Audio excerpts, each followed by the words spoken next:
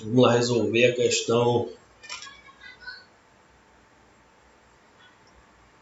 Na verdade, a prova 58, tá?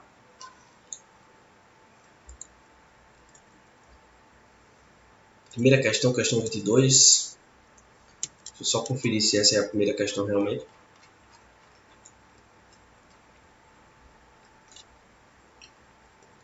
Tem uma questão antes, né? Questão 21. Deixa eu colocar ela aqui.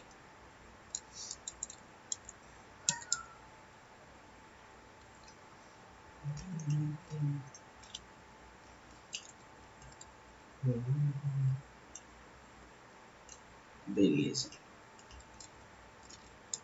Acho que agora vai, hein?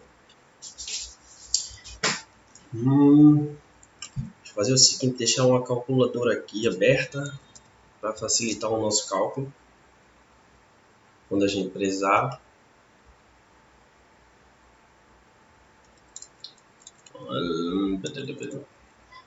Beleza, vamos lá.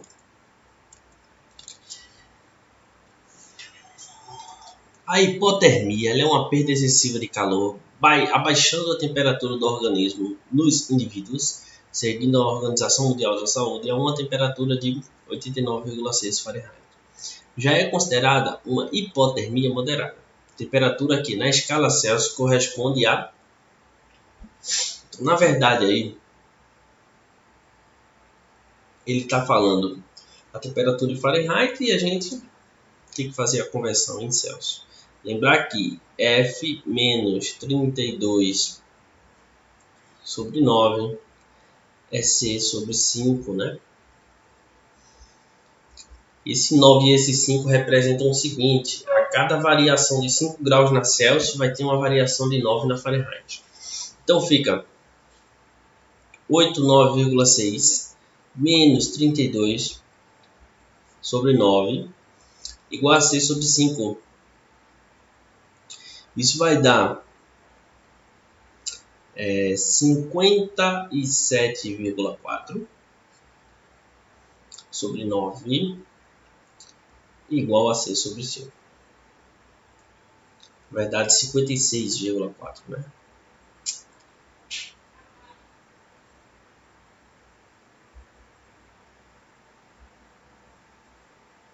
Vírgula 6, desculpa. Vai dar 57,6. Se a gente fizer essa divisão aí por 9, vai dar 6,4, tá? Então fica 6,4 igual a C sobre 5. C, ou seja, a temperatura na escala Celsius, ela é 6,4 vezes 5, que vai dar 32 graus Celsius. Então essa é uma questão mais simples. Lembrando de sempre tomar cuidado, tá? Porque muitas vezes ele fala a temperatura ou fala a variação de temperatura. Se ele fala variação de temperatura, você pode usar variação na Fahrenheit está para 9, com uma variação na Celsius está para 5. Como a variação na Kelvin também está para 5, tá? A variação na escala Celsius é exatamente igual à variação na escala Kelvin. Então, gabarito aqui, ó, letra E. Vamos para a próxima. Um painel coletor de energia solar para aquecimento residencial de água com 50% de energia tem superfície coletora de área de 10 metros quadrados. A água circula em tubos fixados sobre a superfície coletora, supondo que a intensidade de energia solar incidente é de 1 vezes 10 a terceira watt por metro quadrado e que a vazão de suprimento da água é de 6 litros por minuto. Assinale a opção que indica a variação de temperatura da água. Beleza. Vamos lá. A intensidade da energia solar ela é 1 vezes 10 a terceira, ou seja, ela é 1000 watts. A cada metro quadrado ela fornece 1000 watts.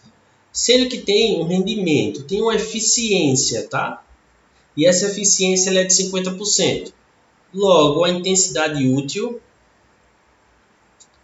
ela vai ser 500 watts por metro quadrado. Como a gente tem uma área coletora de 10 metros quadrados, você poderia colocar na equação também, tá? Que intensidade é potência sobre área. Poderia colocar. A intensidade é de 500. Potência eu vou descobrir. E a área é 10. Ou então você poderia imaginar, se ele fornece 500 watts a cada metro quadrado, então em 10 metros quadrados eu vou ter uma potência de 5.000 watts.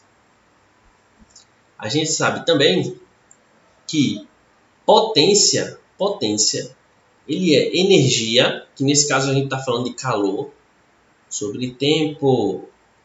Logo, calor, ele é potência vezes tempo. Energia é potência vezes tempo.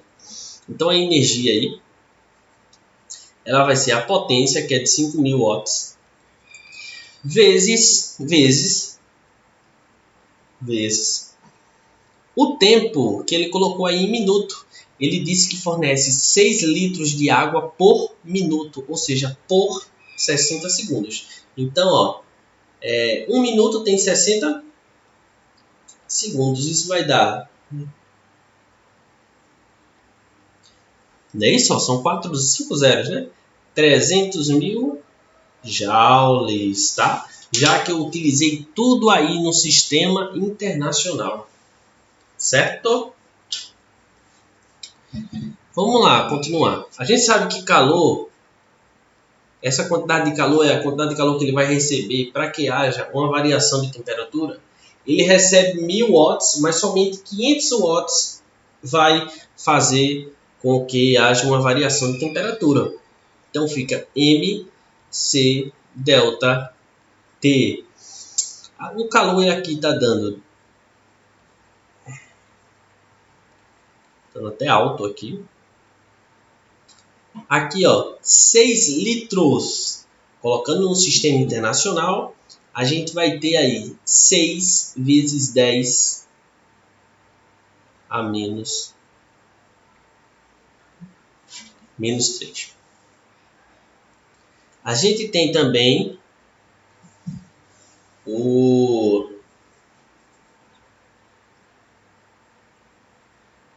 aí também a variação, o calor específico, né? Que ele deveria ter dado.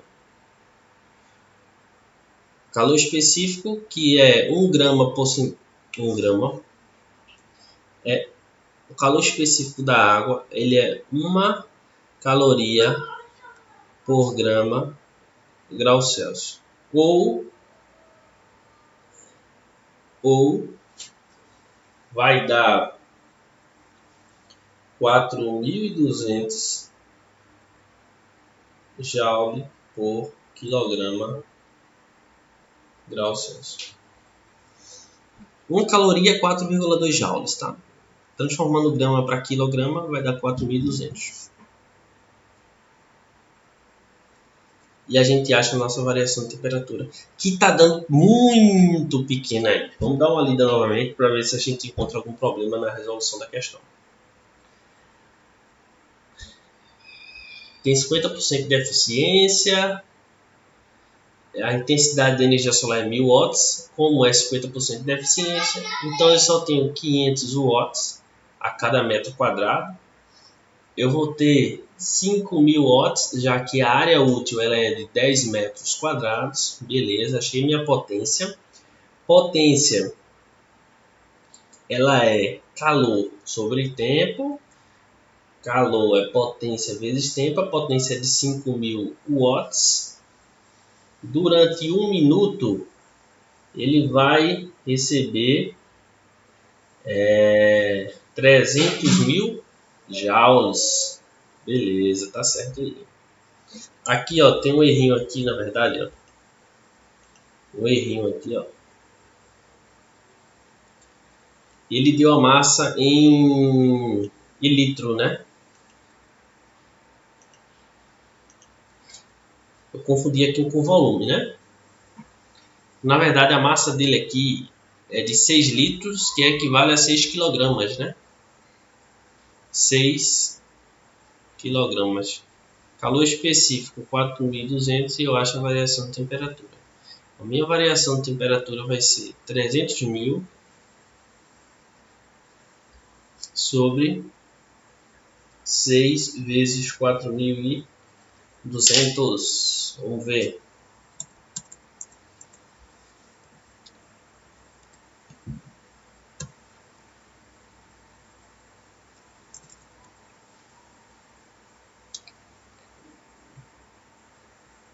Deu um valor próximo de 12 graus, tá? Deu 11,9.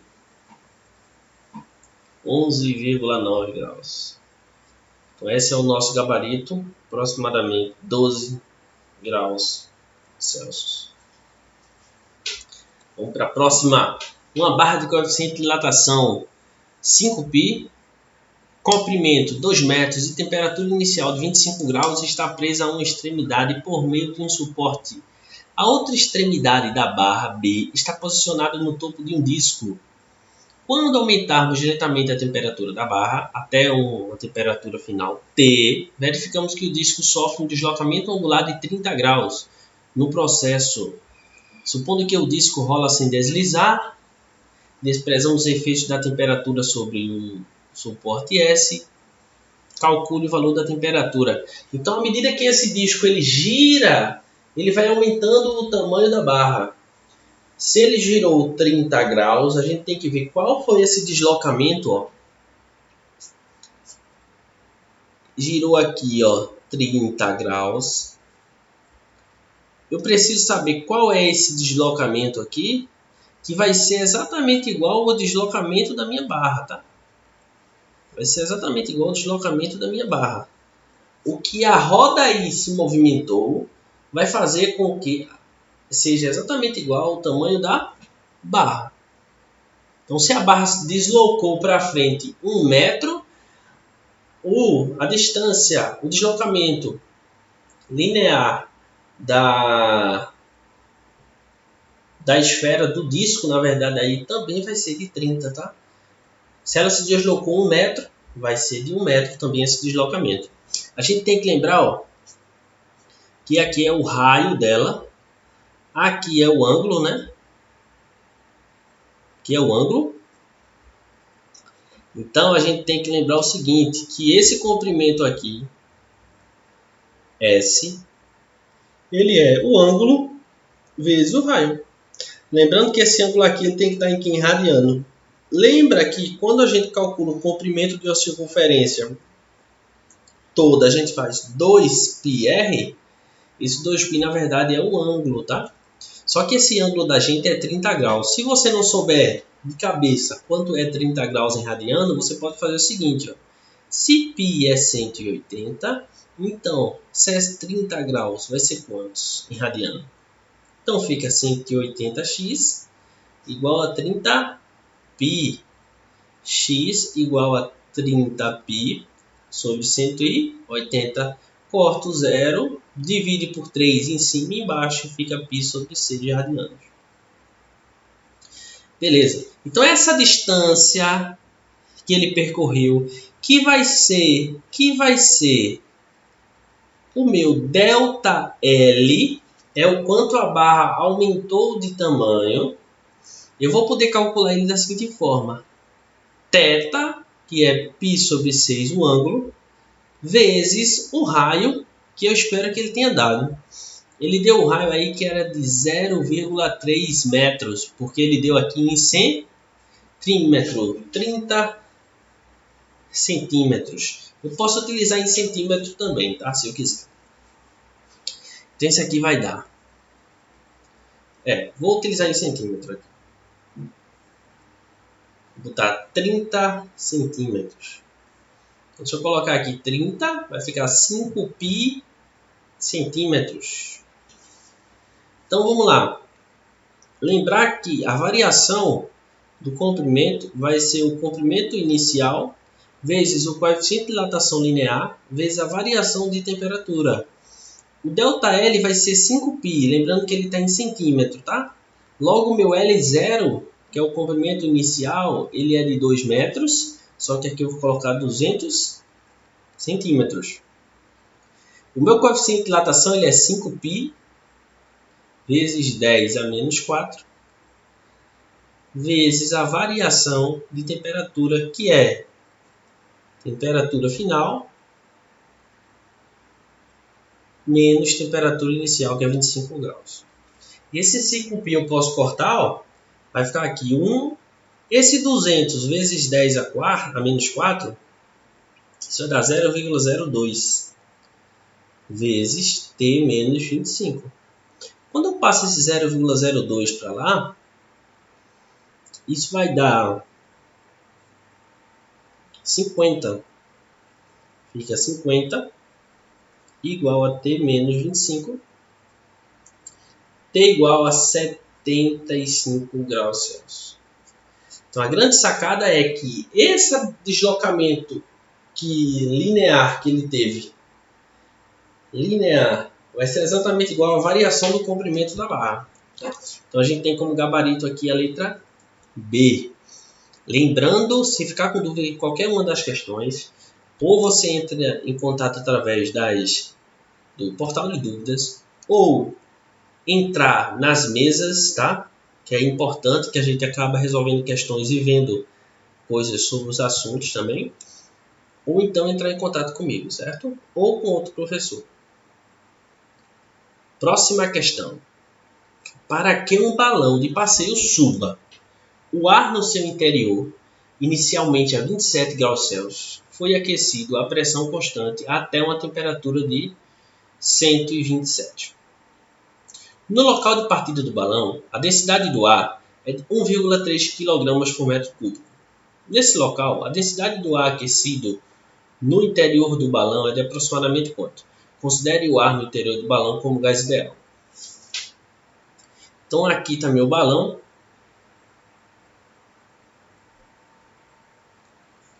Aqui está meu balão, tá?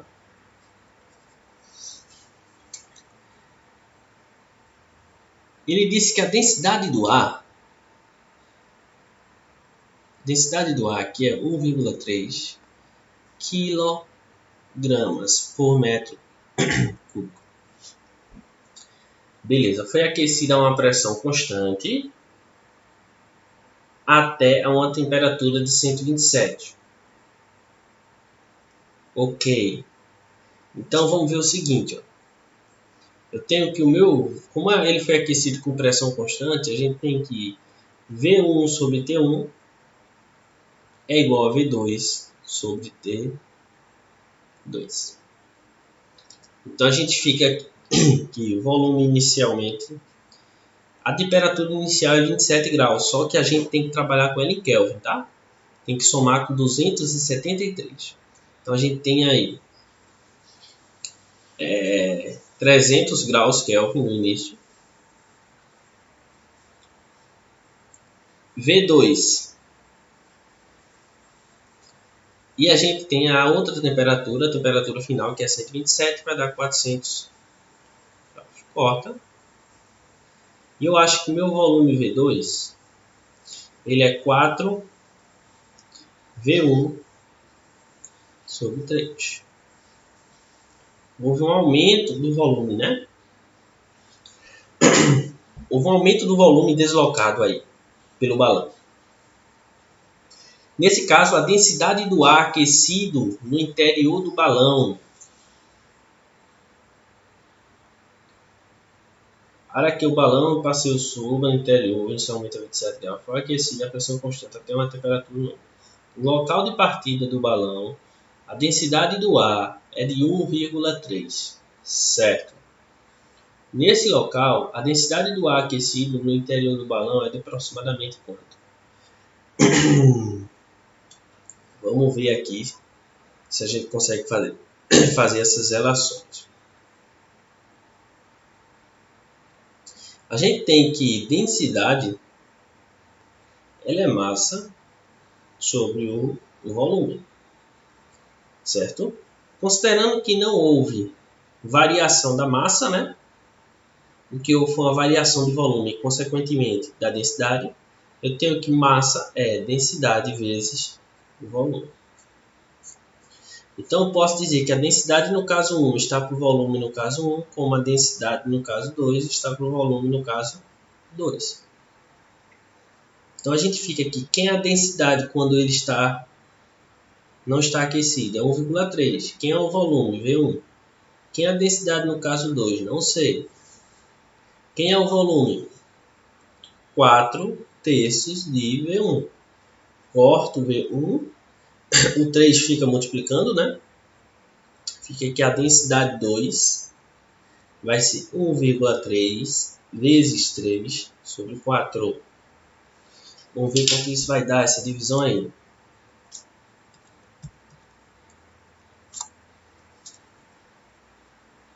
Está dando aproximadamente 1, né? Está dando muito pequena a diferença. 0,975 quilogramas por metro cúbico. Vamos dar uma olhada aqui no gabarito dessa questão.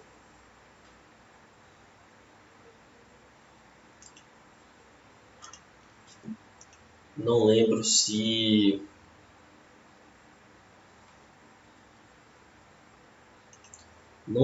o gabarito tinha dado esse não. Se é a questão de número 24, deixa eu dar uma olhada aqui.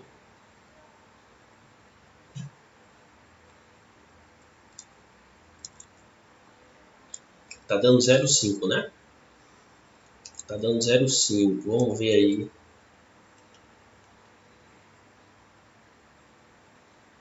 Onde a gente pode ter errado.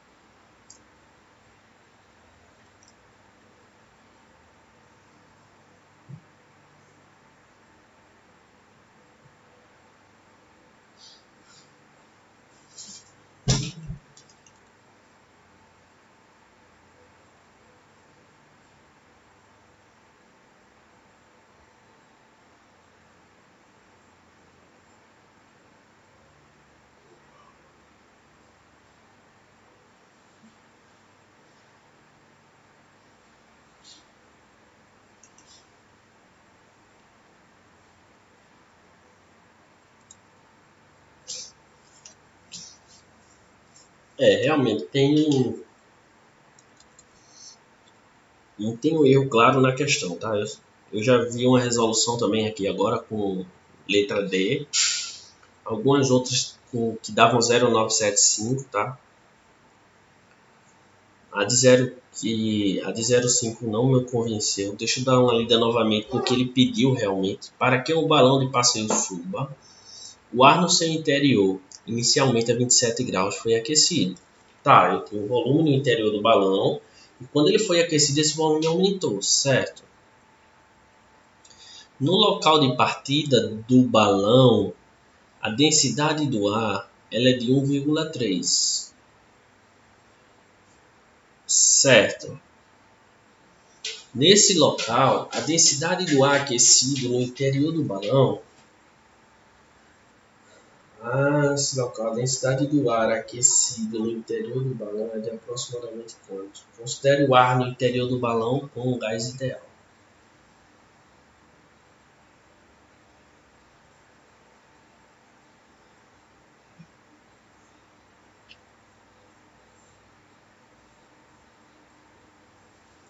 Vamos ver se a gente consegue imaginar essa questão de outra forma aqui.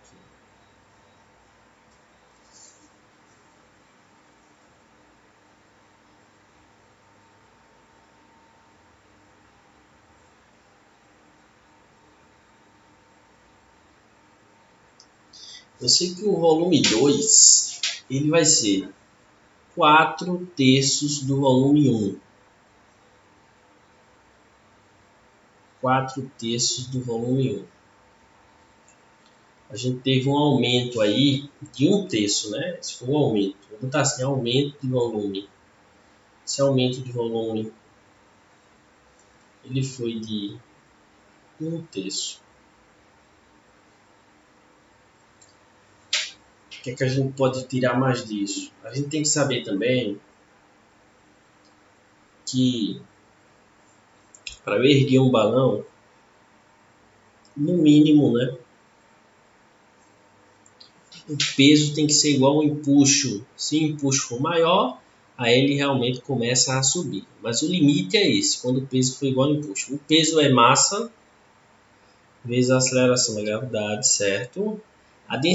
O empuxo é a densidade do líquido, volume deslocado vezes a aceleração da gravidade. Vezes a aceleração da gravidade, certo? O volume deslocado aumentou, agora é maior o volume deslocado. E a gente chega e acaba que a gente chega na mesma relação que a gente tinha antes.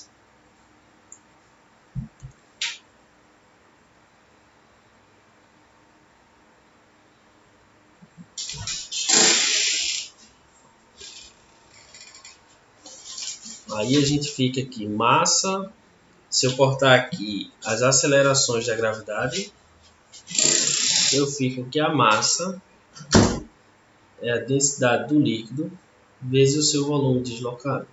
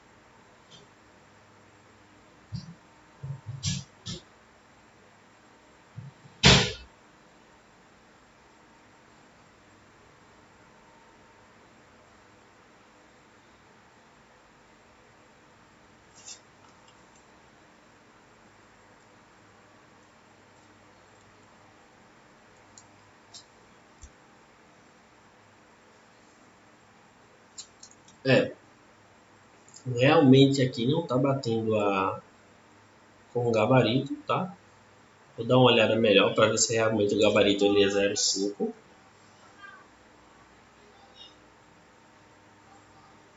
O texto também não deixa muito claro algumas informações. Ele diz que a densidade no ar é 1,3. Essa densidade no ar, que é 1,3, a gente está considerando que é o ar que está aqui dentro do balão, né? E depois de aquecido, essa densidade ela vai diminuir. Fica 0,975. Mas depois eu dou uma olhada e dou um retorno em relação a essa questão. Vamos lá. 25. Observa-se um ciclo termodinâmico de um gás ideal apresentado na figura a seguir. Com relação ao comportamento do gás, é correto afirmar o quê? No processo BC, a temperatura é constante? BC, na verdade em BC aqui, ó, o que é constante é o volume, né? Falso. O trabalho realizado no processo AB é nulo?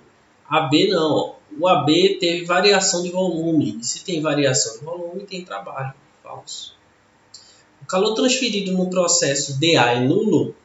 DA. No processo de A, o volume é constante, tá? A gente lembrar que o calor, ele é o quê? Densidade, trabalho, mais o ΔU. Se o trabalho é zero, o calor é igual ao ΔU, tá? Aqui a gente pode ver, eu posso afirmar que, como o volume é constante, eu posso dizer que PA sobre TA é igual a PD sobre TD. Então, se a pressão mudou de D para A, a temperatura também vai mudar. Então, esse ΔU aqui ele não pode ser igual a zero também. O ΔU só vai ser igual a zero quando não tem variação de temperatura. O trabalho realizado no processo CD é negativo? Verdadeiro. Ó. CD, o volume está diminuindo, trabalho negativo. O volume aumenta, trabalho positivo. A quantidade de calor no processo CD é igual à variação de energia interna? CD. Não, CD tem trabalho. CD tem trabalho, tá? O trabalho não é nulo. Beleza? Vamos para a próxima. Um objeto de 6 cm de altura está colocado a 40 cm de uma lente divergente. Então, vou só fazer um desenho aqui, ó. Um objeto, ele tem 6 cm de altura, está colocado em frente a uma lente divergente. Ele deu a distância focal dessa lente, tá? Que é de 40 centímetros. De cara, a gente já bota um negativo aqui, porque a lente divergente ela tem foco negativo, assim como o espelho convexo. Marque a alternativa que representa corretamente a natureza da imagem, sua posição e seu tamanho. A natureza da imagem para o divergente ela é sempre a mesma. Tá? Ela é menor, virtual e direita. Se é virtual, é direita. Tá? Quando eu digo que ela é virtual, eu já posso afirmar que ela é direita. Então a imagem ela é virtual. Ele quer saber a posição, né? Ele quer saber aí a posição. Ele está colocado a 40 centímetros. Ó. A 40 centímetros. Então a gente pode pegar a equação ó, dido fedido, né? F DI mais DO. Ou utilizar ela daquela outra forma também. 1 sobre F, 1 sobre DI, 1 sobre DO. O DI tem que dar negativo, tá? Porque a gente sabe que é uma lente divergente e lente divergente só forma imagens virtuais. A imagem virtual ela tem o DI negativo. Mas vamos lá. DI igual a DO, que é 40, igual ao foco, que é menos 40, DI mais 40. Então fica 40 DI, 40 DI, menos 40 DI, menos 1.600. 80 DI, igual a menos 1.600. DI igual a menos 1.600 sobre 80 corto. Isso aqui fica menos 20 centímetros. Beleza. Vou até cortar essas daqui. A imagem real, real, real. 20 centímetros, já achamos o nosso gabarito. Mas ele pediu também o tamanho, né? O tamanho da imagem. Aí eu posso dizer que HI sobre HO é menos DI sobre DO. HI sobre HO, que é 6, é menos DI, como DI é negativo, fica 20, sobre DO, que é 40. Logo, o meu HI vai dar 3 centímetros. Já que o 20 é a metade de 40, então aqui tem que ser 3 para ser a metade de 6. Ou você faz meio pelos extremos aí. Então a gente tem que nosso gabarito é letra D. Se tiver alguma dúvida em relação ao assunto, entrar em contato, tá?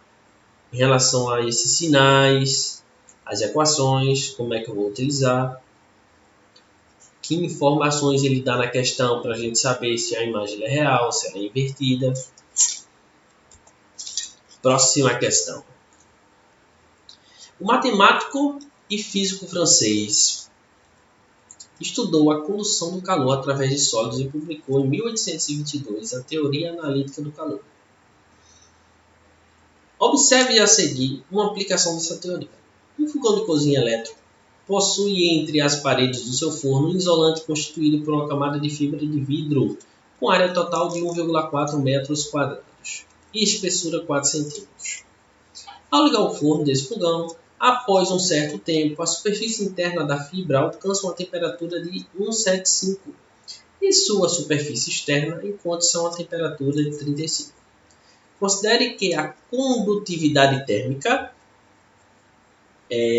da fibra é 0,04. Ele quer saber a taxa de transferência de calor, ou seja, ele quer saber o fluxo, ou seja, ele quer saber a potência.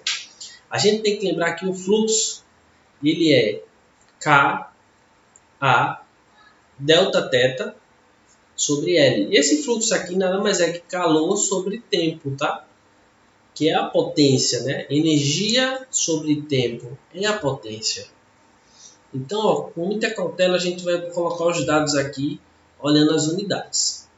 O valor da condutividade ele deu 0,04.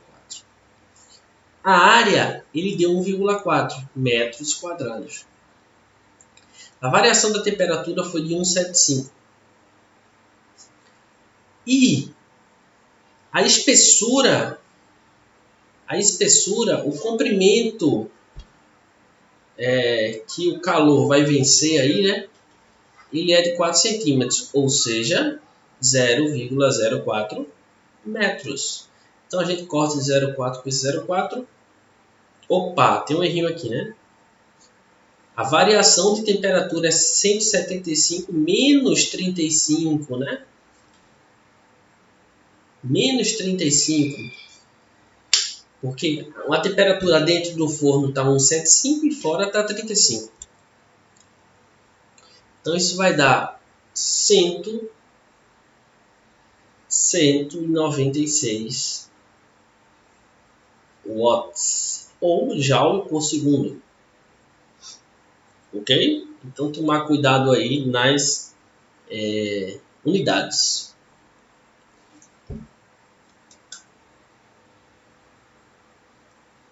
Um soldado em pé sobre um lago congelado atira horizontalmente com a bazuca. A massa total do soldado e da bazuca é de 1000 kg e a massa do projétil é de 1 kg. Considerando que a bazuca seja uma máquina térmica com rendimento de 5% e que o calor fornecido a ela no instante do disparo é de 100 kJ, ele quer saber a velocidade de recuo. Essa aparenta ser uma questão mais elaborada.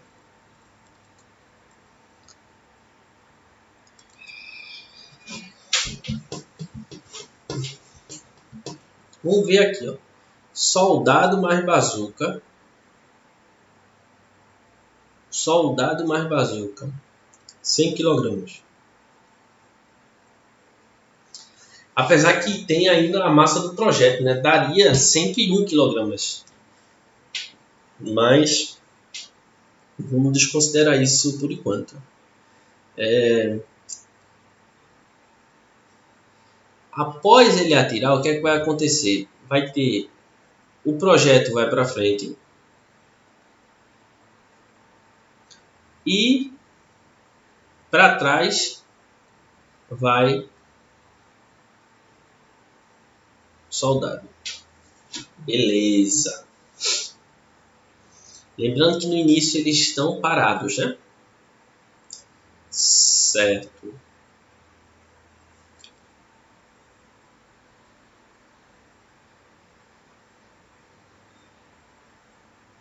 Vamos fazer o seguinte aqui, ó.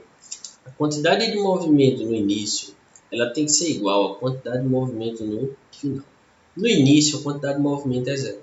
E no final? No final eu vou ter menos velocidade do soldado vezes a massa dele, mais a velocidade do projétil vezes a massa dele, que é de 1, tá?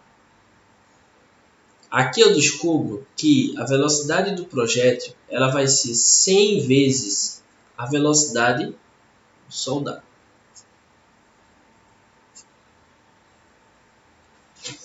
Beleza. Considerando que a bazuca seja uma máquina térmica com rendimento de 5% e que o calor fornecido a ela no instante do disparo é de 100 kJ.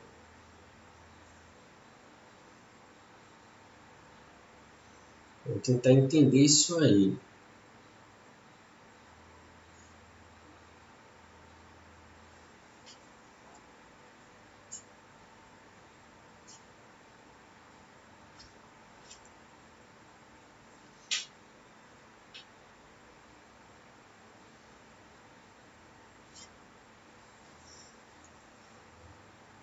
Veja só, na hora do disparo, eu vou ter uma energia que vai ser transformada em energia cinética, que vai ser a energia cinética do soldado somada à energia cinética do projétil.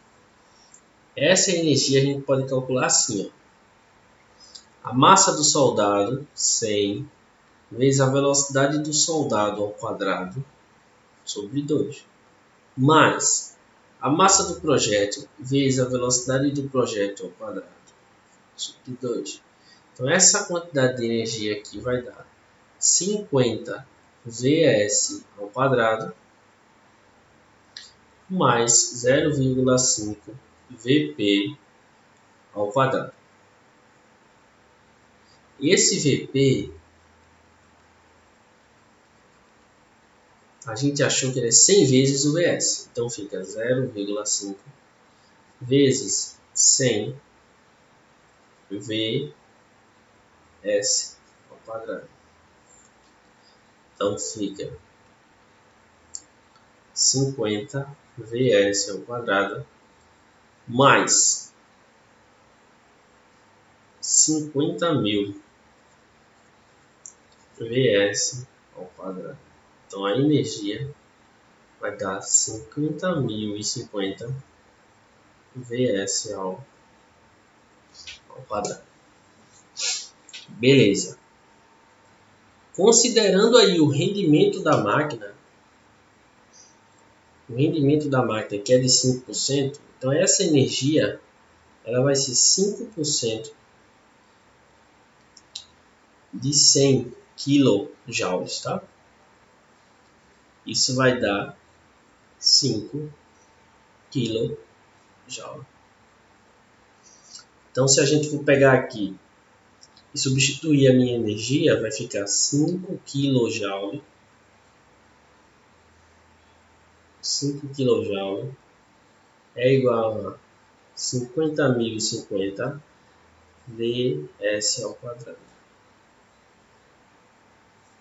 Fica aqui Vs ao quadrado igual a 5.000 sobre 50.050, aproximadamente, né? Eu posso até aproximar isso aqui para 5.000 sobre 50.000.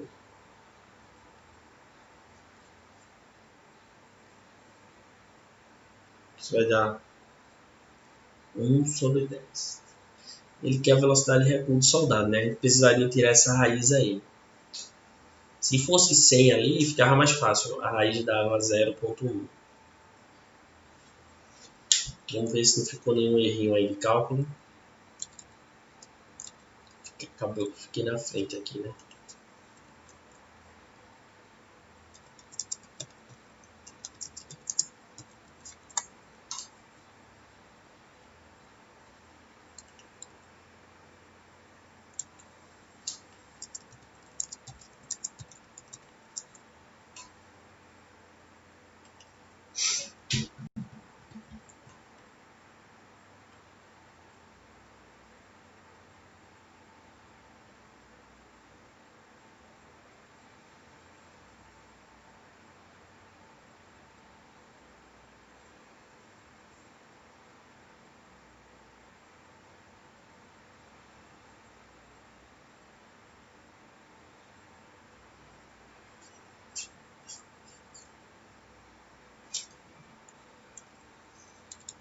Dá uma olhada de novo no cálculo. A velocidade vai ser aproximadamente 100 certo? A energia cinética deu 50.000.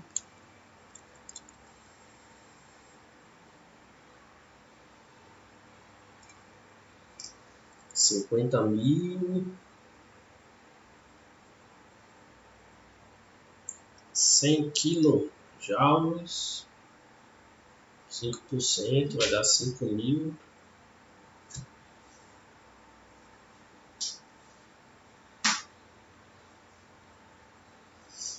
Tem um errinho aqui, ó.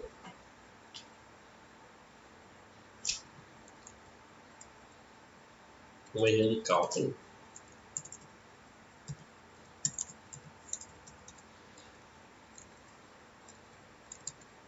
Tem um errinho de cálculo aqui.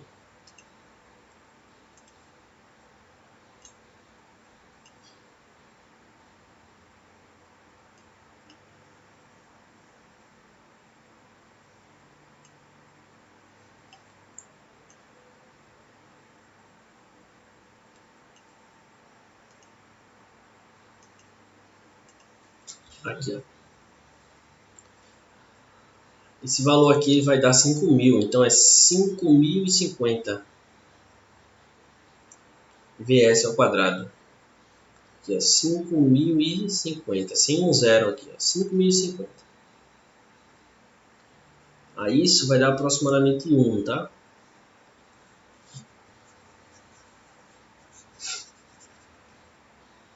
Isso vai dar aproximadamente 1, né? Logo, VS é aproximadamente a raiz de 1, que é igual a 1, gabarito letra C, tá? Então, repare que a gente fez aqui a conservação da quantidade de movimento para ver uma relação entre as velocidades.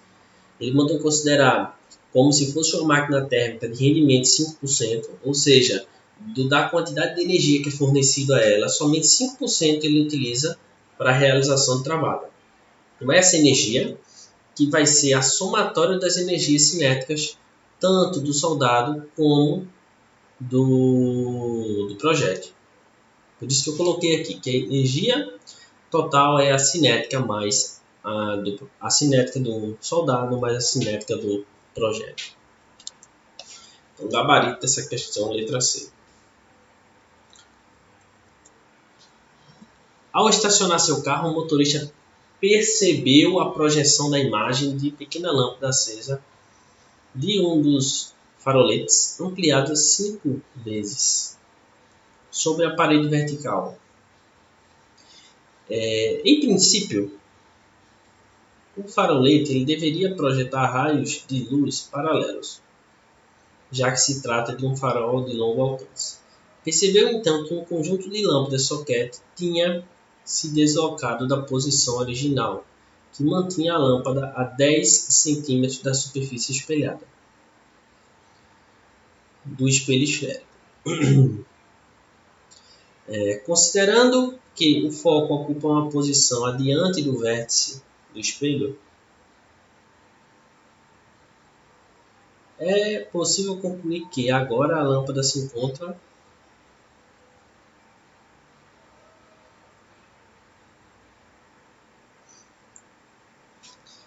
Dá uma lida de novo. Ao estacionar seu carro, o motorista percebeu a projeção da imagem de uma pequena lâmpada acesa de um dos faroletes, ampliada 5 vezes sobre a parede vertical diante de um carro.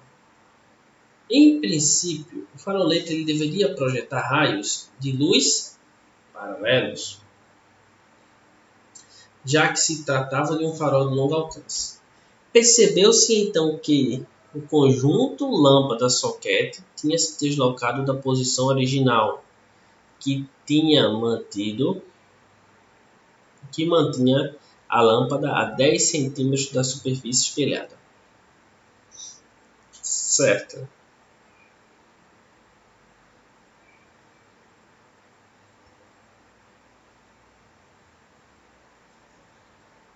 Considerando que o foco ocupa uma posição adiante do vértice do espelho, sobre o eixo principal, é correto concluir que agora a lâmpada se encontra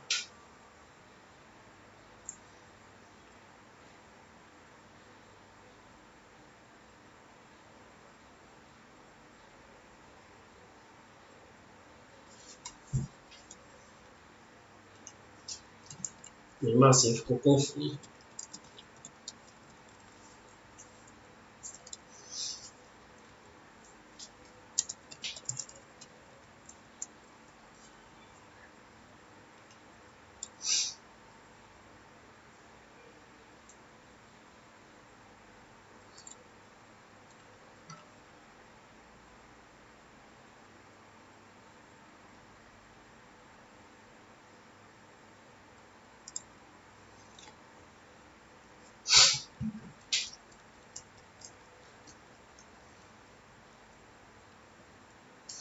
Vamos lá. Ele diz que a imagem está ampliada em 5 vezes. O A, aí nesse caso, ele é igual a 5. Na verdade, ele é igual a menos 5, né? Por que ele é menos 5? Porque a gente está falando aqui de uma imagem real, que vai ser projetada. Se a imagem ela é real, feito eu falei na outra questão, ela é invertida. Se ela é invertida, o A ele é negativo. Então, eu vou botar aqui, ó, invertida. Beleza. Lembrando que a gente está tratando aqui de um espelho côncavo. Percebeu então que o conjunto lâmpada-soquete tinha se deslocado da posição original, que mantinha a lâmpada a 10 centímetros da superfície espelhada. Ele disse o seguinte, ó, que quando a lâmpada ela ficava a 10 centímetros, os raios eles saíam paralelos. Em princípio, o farolete deveria projetar raios de luz paralelos. Significa que ele estaria no foco, porque se um raio ele passa pelo foco, ele tem que sair paralelo. Então, o foco desse espelho aí ele é 10, positivo, né? 10 centímetros. Beleza. A gente tem que lembrar da equação aqui, A é F menos DO. Então, a ampliação é menos 5, o foco é 10, tá? Menos DO. Fica menos 50 mais DO igual a 10 mais 5DO, na verdade. Então, fica aqui 5DO é igual a 60, DO igual a 12. Significa que aqui está meu foco a 10 centímetros e o objeto está a 12 centímetros, tá? Do espelho. Então ele está a 2 centímetros adiante do foco. 2 centímetros depois do foco, tá? Porque ele fala aqui, ó, o foco ocupa uma posição adiante do vértice. Então se aqui está o vértice e aqui está o foco, então o foco está na frente do vértice. Logo, o objeto aqui ele vai estar 2 centímetros na frente do foco. Ficou confuso um pouco o texto aí, né? Basicamente, o que ele quis dizer no texto é o seguinte: se essa lâmpada estivesse no foco, os raios dela deveriam sair paralelos. Se a lâmpada estivesse a 10 centímetros, e a gente tem que lembrar que quando os raios eles saem paralelos, significa que eles passaram pelo foco. Então, se a lâmpada estava a 10 centímetros e esses raios saíam paralelos, significa que 10 centímetros é o foco do meu espelho, tá? Se o seu foco e a ampliação, claro, tomando muito cuidado. Toda vez que haver uma projeção da imagem, ela tem que ser real. Se ela é real, ela é invertida. Sobre uma lâmina de vidro de 4 centímetros de espessura, índice de refração raiz de 3, mergulhada no ar, incide um raio de luz monocromática, como estudado na figura. Calcule o deslocamento lateral do raio emergente em relação ao raio incidente. Então, o que é que a gente vai ter aqui? A gente vai ter uma aproximação aqui, tá? E depois a gente vai ter... A gente percebe aqui que há deslocamento. Beleza. O que é que a gente tem aqui? A gente tem que essa espessura, ela é 4 centímetros. A gente tem que lembrar que na lei de Snell, ó, N1 seno de θ1 é igual a N2 seno de θ2. Beleza. A gente tem que lembrar também que o índice de refração do meio 1 é o ar, é o do ar, que é igual a 1. O seno de θ1 é o seno de 60, que é raiz de 3 sobre 2. O índice de refração do vidro, ele é raiz de 3, que foi dado no problema. Então fica seno de θ2. Corto raiz de 3, né? Fica seno de θ2 igual a 1 sobre 2. Logo, o θ2 ele é igual a 30 graus. Então aqui é 30 graus, ó. 30 graus. Logo aqui é 30 também, tá? Porque, ó, ele tem que ser 60 graus, ó. Oposto pelo vértice, 60 graus. Lembrando que esse tamanho aqui é o meu desvio, ó. Esse tamanho aqui é o meu desvio. Aí repara uma coisa, ó. Eu tenho um triângulo que ele é assim, ó. Aqui é 4, aqui é 30 graus, certo? Esse é o primeiro triângulo. Vamos achar esse tamanho aqui, que é a hipotenusa dele.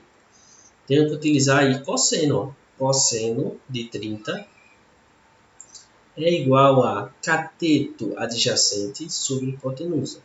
Cosseno de 30, ele é raiz de 3 sobre 2. Faço o meio pelos extremos aqui, eu fico que raiz de 3 vezes h é igual a 8. h é 8 dividido por raiz de 3. Vamos deixar assim por enquanto. Claro que a gente pode racionalizar aqui, né? O meu outro triângulo, que é esse triângulo que eu vou colocar aqui em vermelho agora, ó. Ele tá assim, ó. Aqui é o meu deslocamento lateral.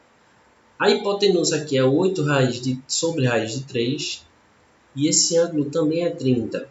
Então aqui eu vou utilizar o seno agora. Seno de 30. Ele é igual a D sobre 8, que divide raiz de 3. Sendo cateto oposto sobre hipotenusa. Então o meu D aí vai ser seno de 30, que é 1 sobre 2, multiplicado por 8 dividido por raiz de 3. Simplificando aqui vai dar 4 sobre raiz de 3. Racionalizando, ó, raiz de 3 em cima, raiz de 3 embaixo. Então minha distância ela fica 4 raiz de 3 sobre 3 aí. Vamos ver quanto é que dá isso aproximadamente, né? Tem que dar um pouco maior do que 1,7. Porque raiz de 3 é 1,7 aproximadamente, né? E 4 sobre 3 dá 1 e alguma coisa. Um pouquinho maior do que 1. Então vamos fazer raiz de 3. Aqui, ó, raiz de 3.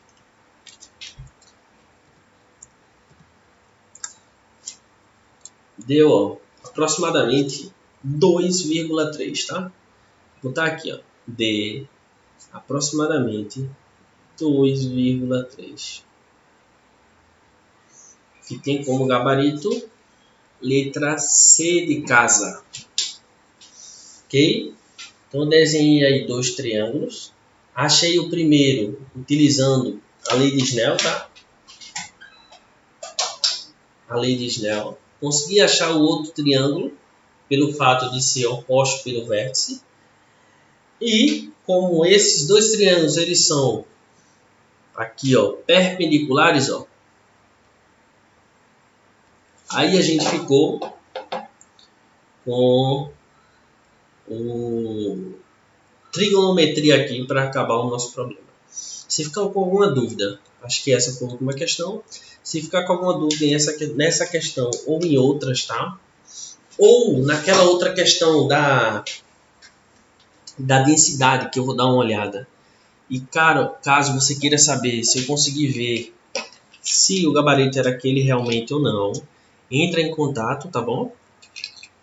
Eu vou deixar lá na mensagem no portal de dúvidas, vou deixar meu contato para que você entre em contato comigo, certo?